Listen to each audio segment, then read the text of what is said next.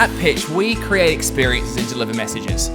We do that through the creative process, through art and through technology. A lot of people ask us what those things are though. What makes up the work we do and how do we deliver it?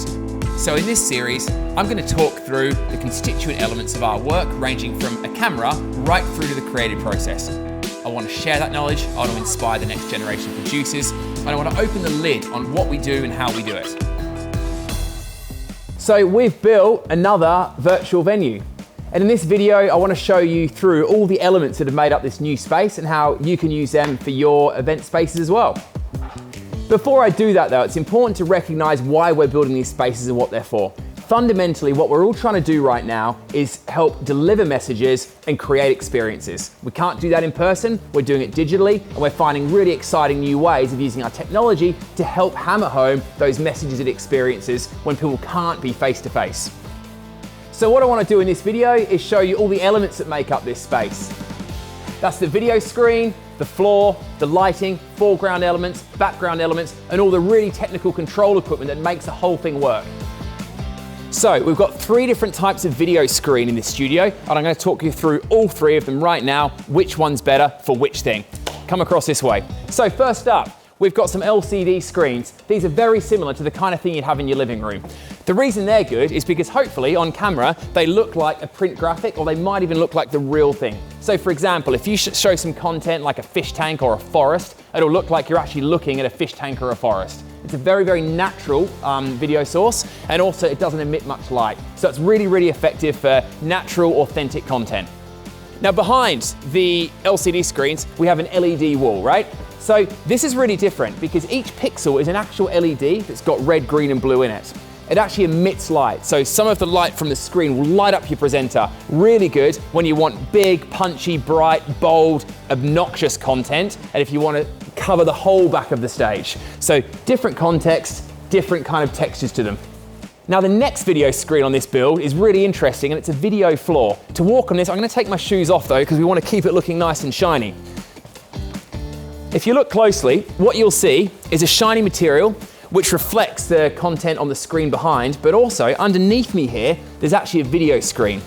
Now this is exciting because it allows you to do things that are quite hard to do in live events because the audience generally doesn't see the floor of a stage. So you can have content on the floor here that you're walking around and interacting with. For example, I might have a graph there, or I might have some data there, or I might be showing some textures or some materials on the floor. Now, as a presenter, that allows me to interact with different parts of my environment. A graph on the floor, maybe I'm talking to someone on one of these screens here, and maybe in the background I'm setting some scenery, or I've got some branded content or some sponsor logos, for example. It gives creative producers a much more broad gamut of ways in which they can communicate their messages to their audiences. So these 3 different types of video screens allow content to be shown in a range of different ways, which helps you get more impact from each element of content and allows your audience to engage in different ways. I think this breadth of ways of communicating is really, really value adding.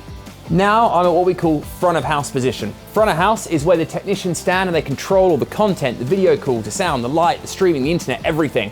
I'll keep this one quick, but there's a lot of kit here. What we've got over there is lighting control. That makes all the lights move and change color. Next thing up, sound. That's all the microphone feeds coming in, the mixing going out, program feeds out, and feeding the audio out to whatever streaming platform we use. Next along, we've got a couple of show caller machines. The show caller is a person who is telling all the technicians and the stage manager what's happening next and what to do. They're probably the most important person during a show. Next up, we have the Zoom operators. In the case of this particular application, the people who present remotely come in via Zoom. Other platforms are available.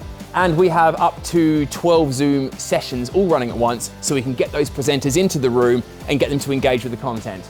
Next up, we have the watch out servers. This is a media server which plays back 4K video content in a very, very prescribed, timelined kind of fashion. Next one along, we have the Analog Way Ascender 48 rig. This is the equipment that allows us to put different bits of content in different places on the screen, crop it, stretch it, layer it, composite it, all that kind of stuff. That's central to the entire video system. Next up, we have the Vision Mix. This is where you control the 4 or 5 cameras that are in this space, and you chop between them to decide which one the audience sees, and indeed which one might even be appearing on the screen behind you. So that is a front of house control position, and all of these people share these two giant preview monitors up here, so they can see what the audience is seeing, and they can also see what all the other cameras are seeing. That transparency is critical because we're in a constant state of quality control. Does it look right? Does it sound right? What's the audience seeing? What's the presenter seeing the whole time? Because we can't miss a beat. Virtual events, unlike live events, are really unforgiving.